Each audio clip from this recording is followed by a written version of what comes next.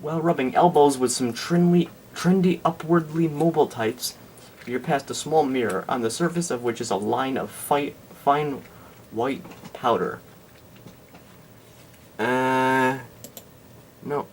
No Coke. No thank you. Not interested.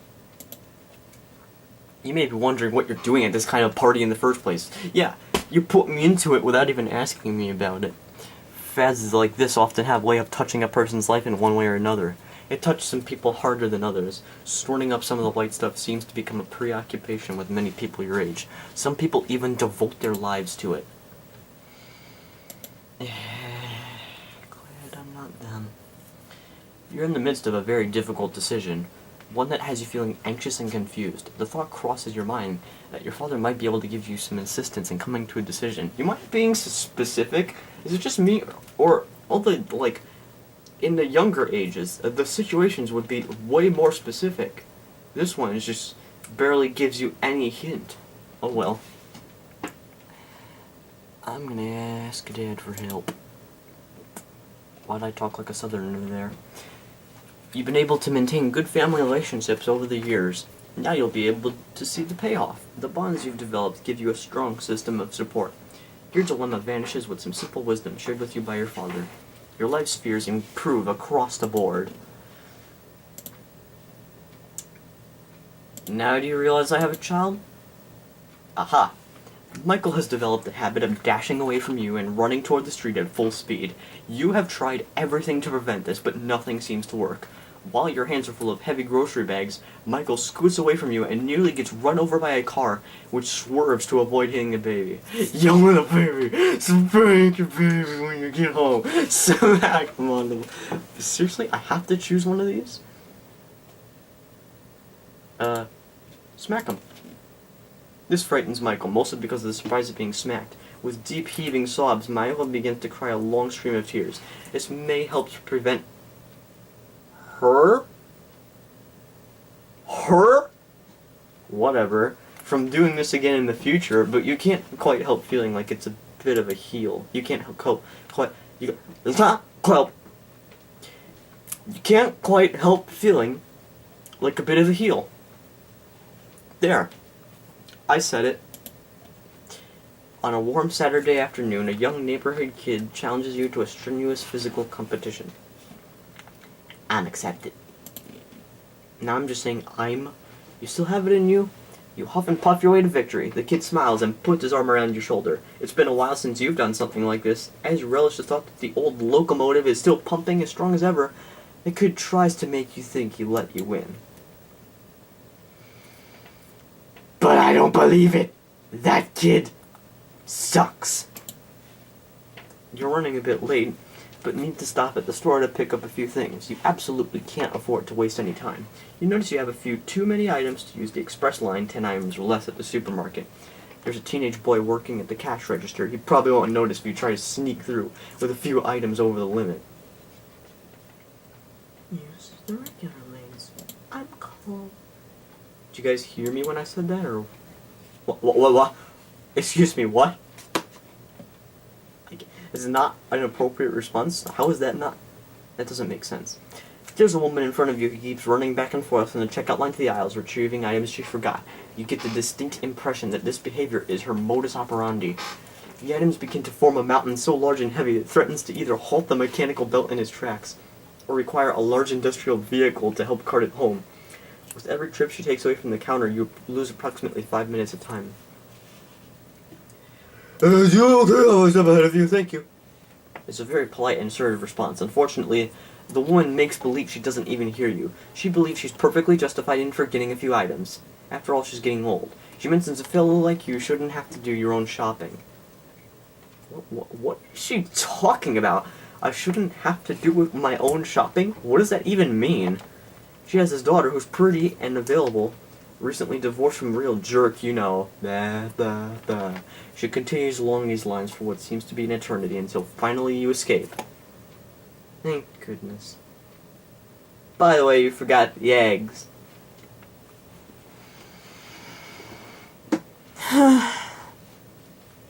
I don't really care about the eggs. I mean, I wasn't going to use them for anything. Whatever. I'm just going to move on. Alright. You've just been told by an angry parent that Michael demonstrated disappointment at her child's refusal to share his toys by biting this child in the leg. It sounds like that's right. Reprimand him for biting. All I do is yell at this kid. Even if the other child might have had it coming, biting is not a very socially acceptable way of expressing displeasure. You're a parent who is obviously concerned with communicating the social graces to your children. Yeah. Anyway. I have a family experience. Yeah. Oh, so you just randomly decide? Okay. Sure seems you have a lot more stuff to do with the lady. You're attending a dinner party of a close friend, Michael Lewis, and his attractive wife, Judy. All through dinner, Judy's been passing admiring glances your way. She's commented on your clothing, your jewelry, and your cologne. Michael doesn't seem to mind his wife's flirtatiousness in the least. While clearing the dishes and preparing for dessert, Judy asked if you'd help her do something in the kitchen.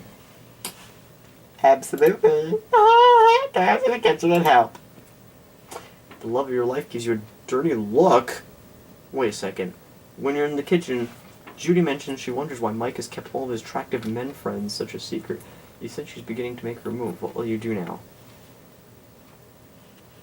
Return to the dining room. Sorry, Cindy. Seems I'm disappointing everyone lately. I guess she was a bit on the forward side. Just when you're about to return, she says, "Come on, don't be so shy. I was only giving you a compliment. Help me bring this fruit out to the guests." She walks over to the refrigerator and takes out a large bowl of fresh fruit. She removes a large strawberry and places it between her teeth, letting it disappear slowly into her mouth with a loud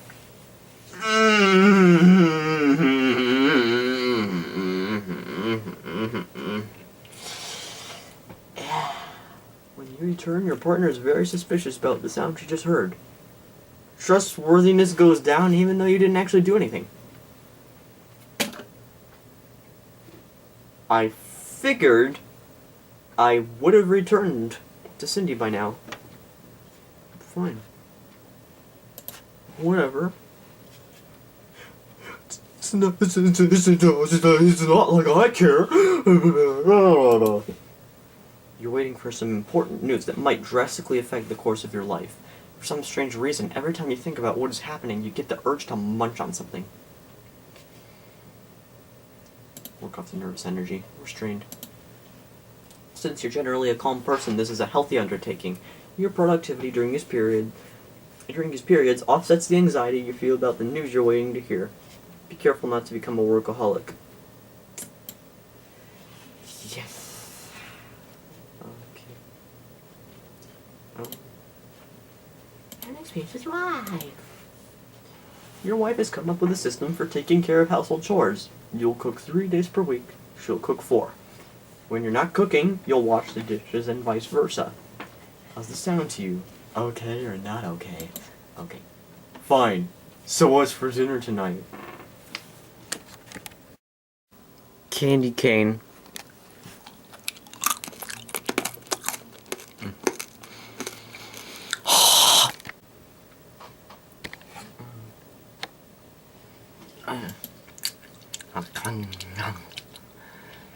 Anyway, you've just taken off your socks and shoes after a long, tiring day. You would like nothing more than to begin a nice, lazy, relaxing evening. The clothes hamper seems a mile away. Walk over to the hamper and place them inside. I'm responsible. You're so neat and wonderful. This will contribute to great success in life, but every once in a while you have to let go. Live a little. Wouldn't you just love to try to make a 50-foot jump shot with those socks right into the old hamper? Oh, absolutely.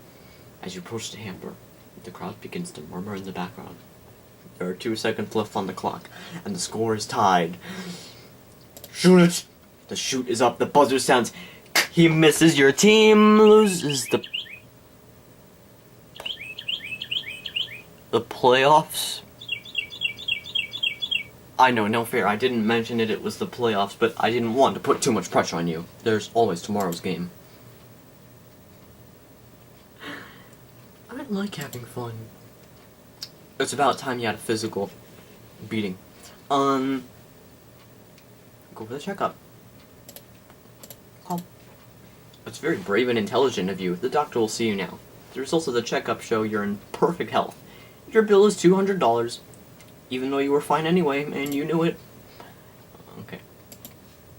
You begin thinking about whether or not you'd like to invest some of your resources so that you can increase them. Sure, why not? An investment counselor suggests you look into stock in a multinational computer software company. Would you like to take the risk and purchase, say, $1,000 worth of stock? Your investment tripled!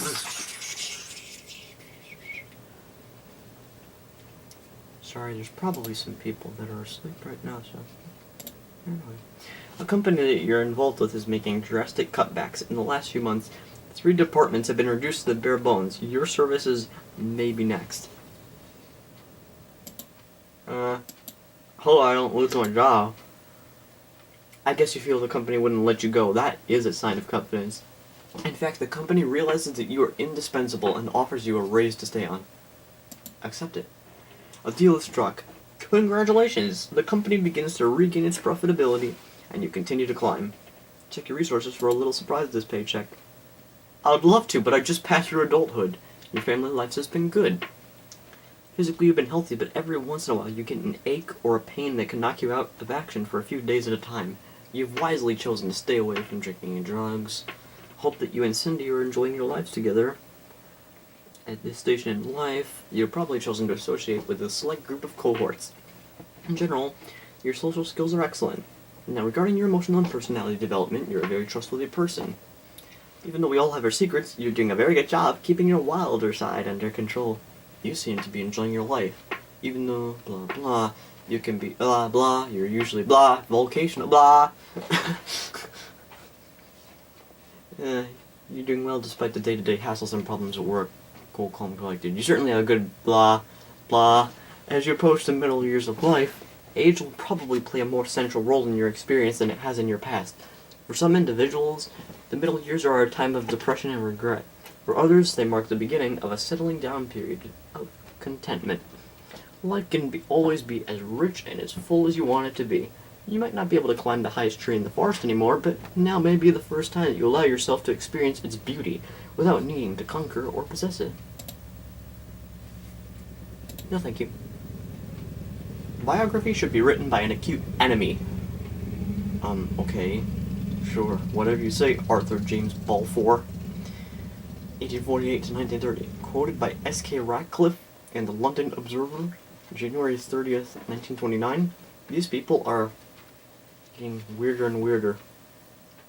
S.K. Ratcliffe, okay, whatever. Welcome to middle adulthood.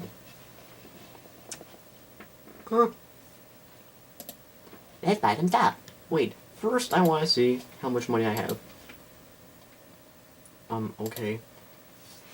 Who cares?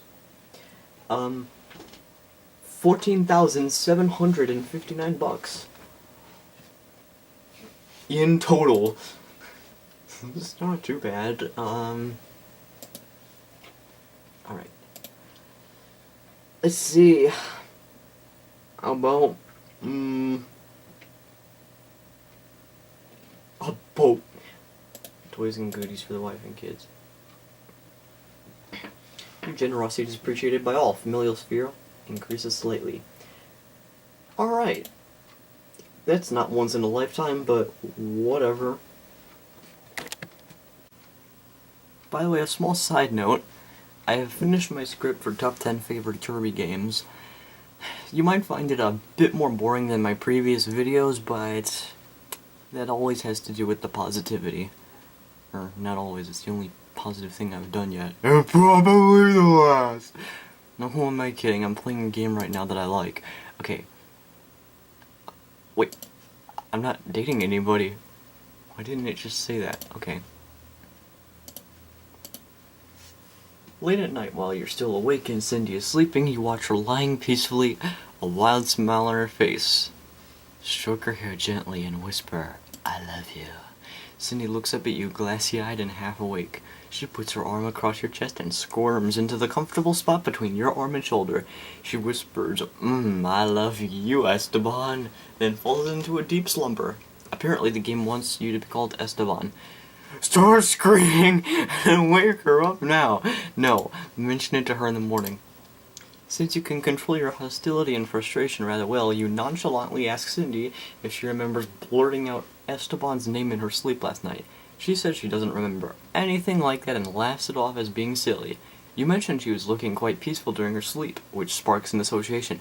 "Oh yeah, I do remember having a kinda kinky dream last night," she teases. Well, if you're gonna tease about it, then I'm just gonna select the only reason people watch Frozen anymore. Perhaps you're remembering that you've had dreams like that too. Do you always remember how you enjoyed those dreams? How about how much you wish those dreams could come true? No.